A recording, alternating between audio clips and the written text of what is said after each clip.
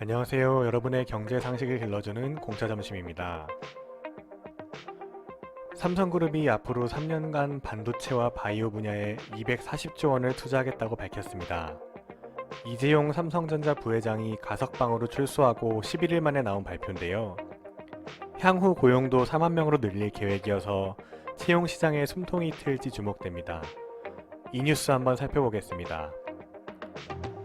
한국은행이 올해 2분기 말 기준 가계대출 잔액 통계를 발표했습니다. 가계가 금융기관에서 빌린 대출 규모가 또 사상 최대를 기록했습니다. 가계대출과 신용카드 대금을 합한 가계신용 잔액이 무려 1,800조 원을 넘는 것으로 나타났습니다. 최근 가계대출과 관련한 우려가 높아지고 있는데 이 뉴스도 함께 살펴보겠습니다. 삼성그룹이 2024년까지 투자 규모를 240조 원으로 확대하고 4만 명을 직접 고용하겠다고 밝혔습니다. 삼성전자의 작년 매출액이 236조 원인 점을 감안하면 이는 엄청난 규모의 투자입니다. 내년 국가 예산이 600조 원으로 편성될 것으로 보이는데 국가 예산의 3분의 1이 넘는 규모입니다. 삼성은 240조 중 180조를 국내에 투자하기로 했습니다. 투자는 크게 두 부분으로 나뉩니다.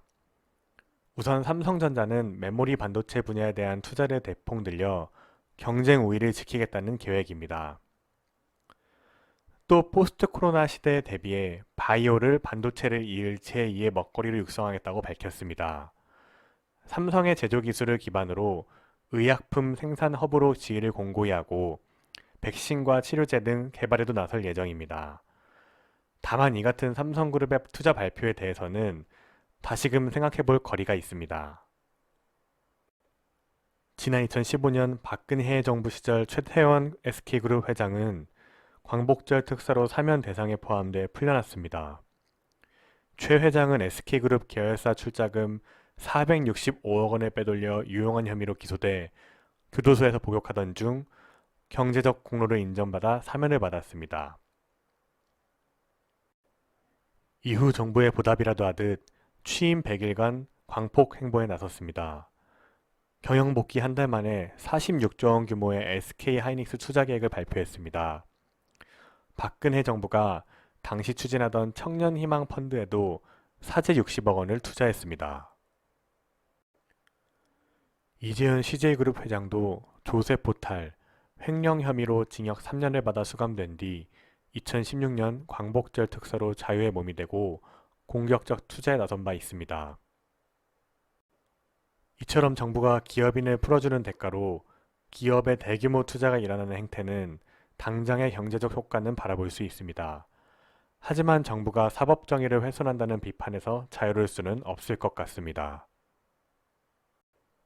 다음 소식입니다. 한국은행이 24일 2분기 가계신용 잔액을 발표했습니다. 가계신용은 주택대출과 신용대출 등을 포함한 가계대출과 카드 대금을 의미하는 판매신용을 합한 값을 의미합니다. 이 규모가 1,800조 원을 넘어 사상 최대를 기록했습니다. 주택담보대출은 1분기보다 17조 3천억 원 늘어났고 신용대출은 21조 3천억 원 증가했습니다.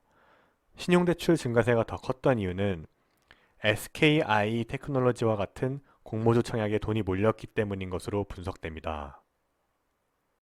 이런 가운데 시중은행을 중심으로 주택대출을 중단하고 금리를 올리며 대출 잔액을 조절하는 움직임이 나타나 향후 은행에서 돈 빌리기가 더 어려워질 것으로 전망됩니다.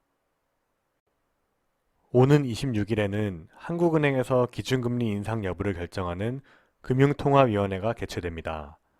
금통위는 이 같은 가계대출 증가세도 염두에 두고 기준금리 인상 여부를 신중하게 검토할 것으로 보입니다. 오늘 전해드릴 소식은 여기까지입니다. 경제적 사고력을 길러주는 유익한 방송, 당반할경은 다시 재밌고 유익한 뉴스와 함께 돌아오겠습니다. 감사합니다.